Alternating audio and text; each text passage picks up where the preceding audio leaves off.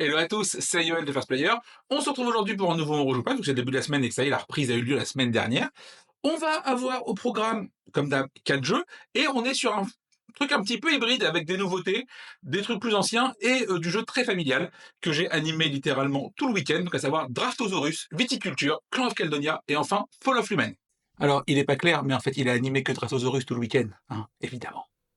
On y va?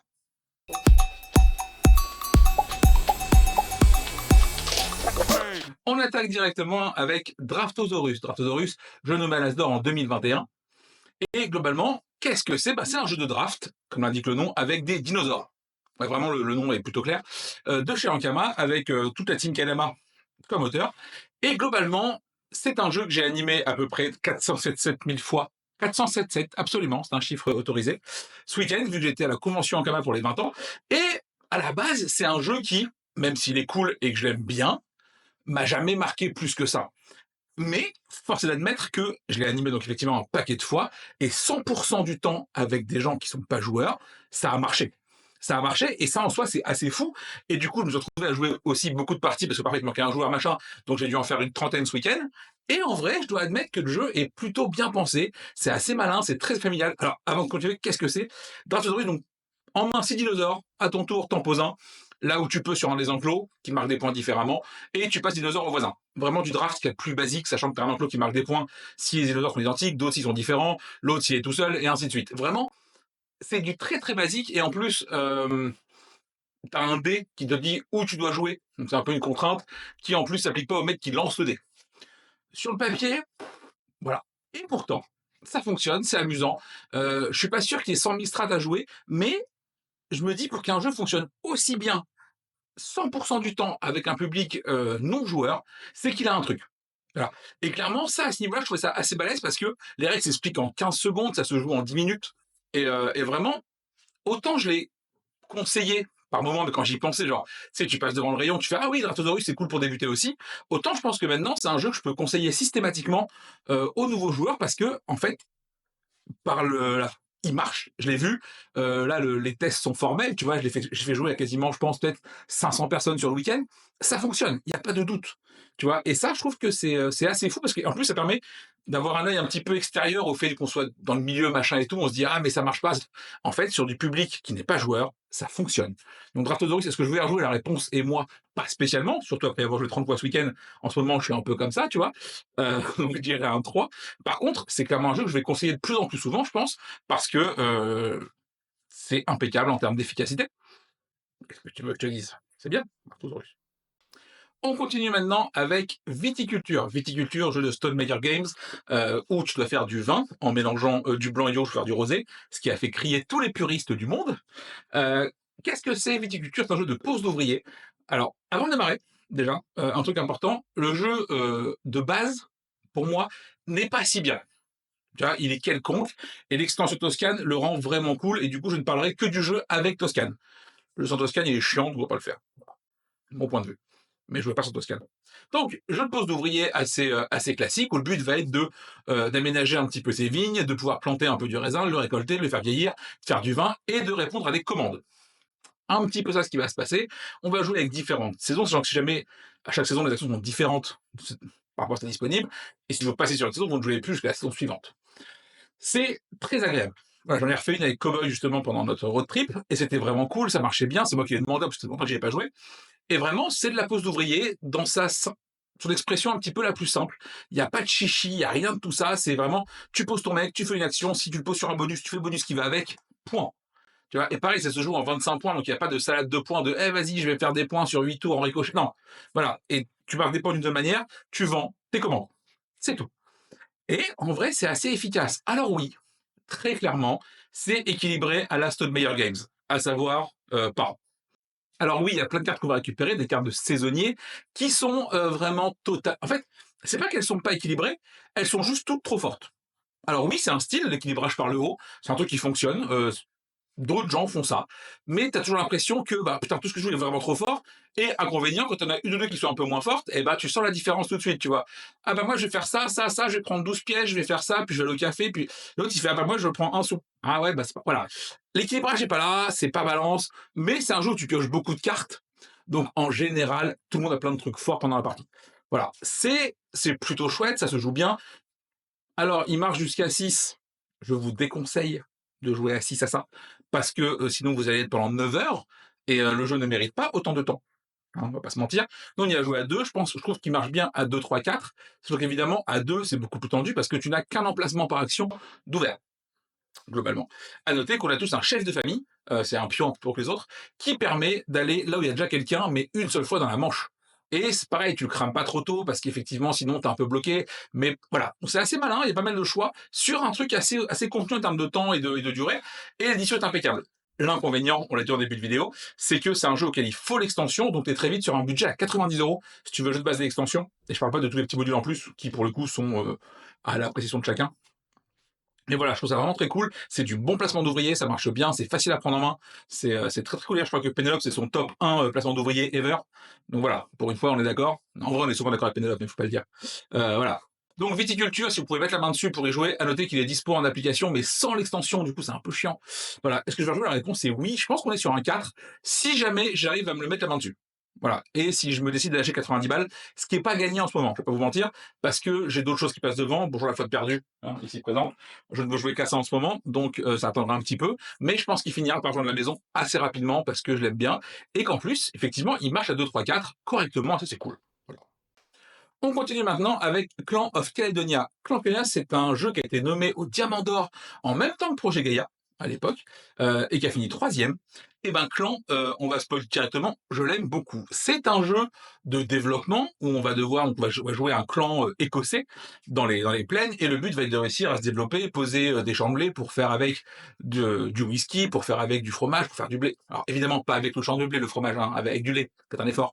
Voilà, et du coup tu te développes petit à petit, et pourquoi est-ce que je l'aime autant, étonnamment? C'est parce qu'il ressemble beaucoup à Projet Gaïa. Ouais, je sais, ouais, c'est bizarre.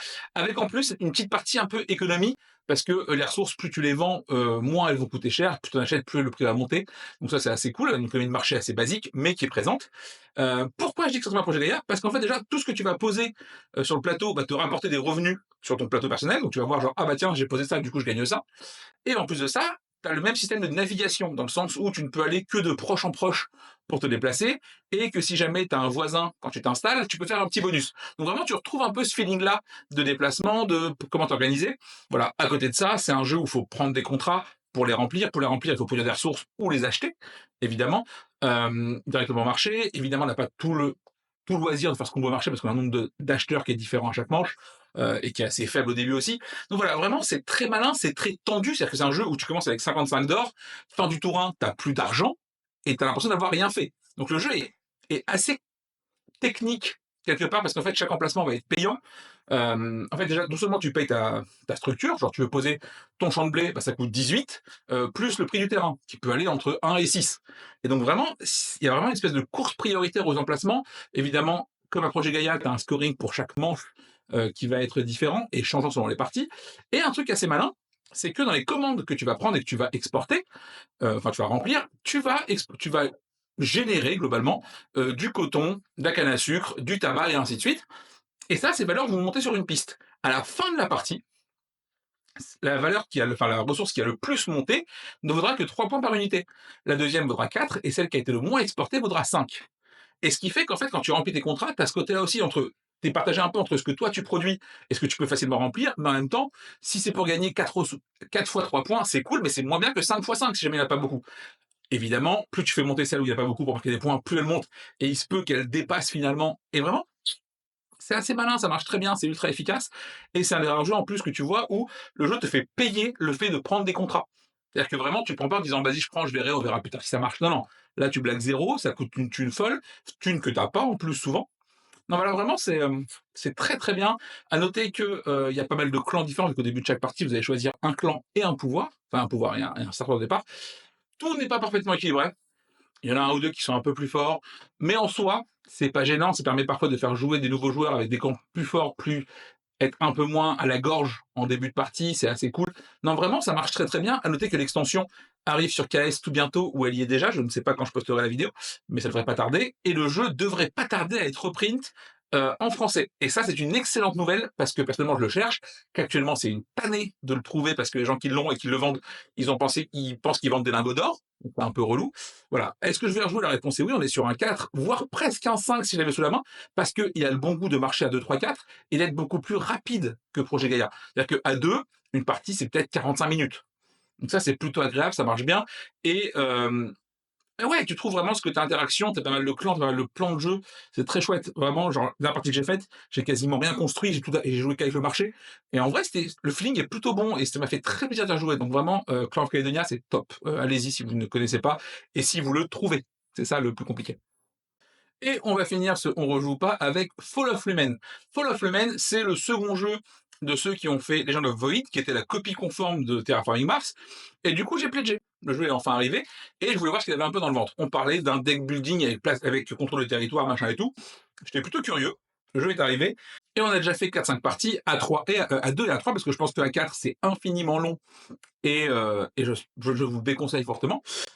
Qu'est-ce que c'est? Eh ben, c'est un jeu où on va se déplacer sur un plateau pour pouvoir acheter différentes cartes, récupérer des ressources, se balader, machin et tout. Évidemment, chaque marché, vu qu'il y en a pas mal différents, te donne accès à des cartes différentes, mais ils sont à un spot sur le plateau qui est différent.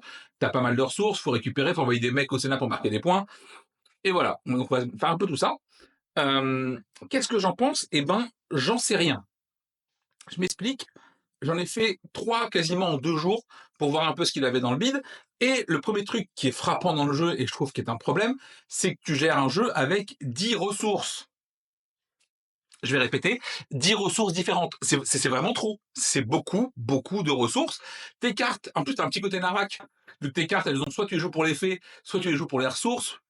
Toujours pareil, à ce niveau-là, tu les génères. Et ça, c'est cool. En soi, la partie deck building est assez cool quand tu achètes une carte dans ta main. Ça marche bien, sauf que, et ça c'est assez particulier, la seule chose de tout le jeu qui rapporte des points, c'est envoyer des mecs là-haut, en haut du plateau, pour marquer des points. Et ils valent 5 points chaque mec que t'envoies, globalement. Tout le reste ne sert qu'à ça. Et si, genre, en fait, quand tu passes, tu mets fin à ta manche, les autres peuvent continuer à jouer.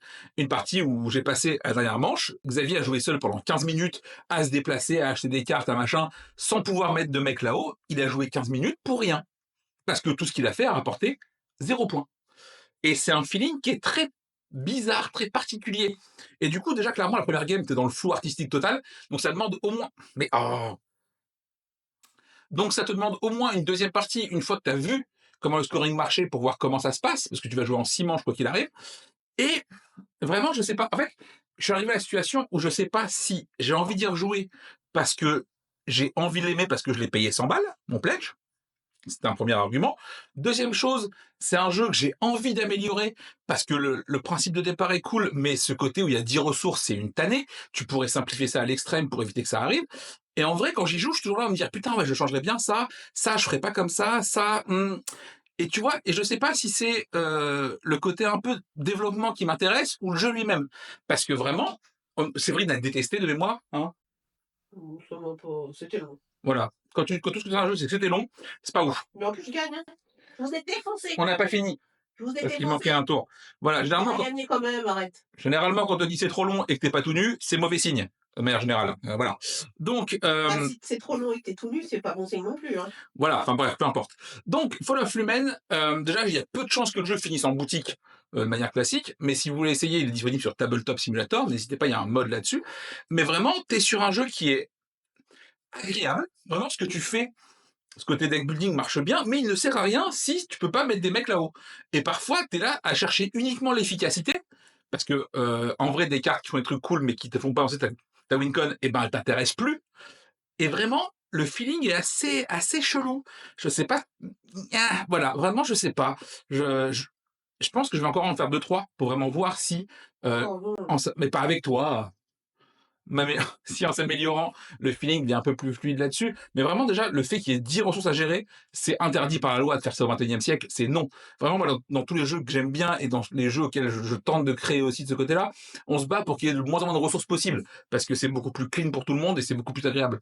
Là, c'est tout l'inverse. Voilà. Est-ce que je veux avouer, la réponse est oui pour l'instant. Donc, on est sur un 4, mais très clairement, il va passer dans pas longtemps, je pense, à 3, voire 2, une fois que si jamais j'estime qu'on peut pas jouer différemment de la manière optimum que mettre les gens là-haut pour faire des points et tout le reste ne compte pas. Voilà, ça c'est un petit peu ça, on va attendre de voir. On est encore à la phase de découverte, mais voilà. Donc, on est gentiment à la fin de son Rouge ou pas. Merci à tous de nous avoir suivis. Merci à tous ceux qui soutiennent la chaîne sur Ko-fi, ça fait immensément plaisir et ça aide énormément.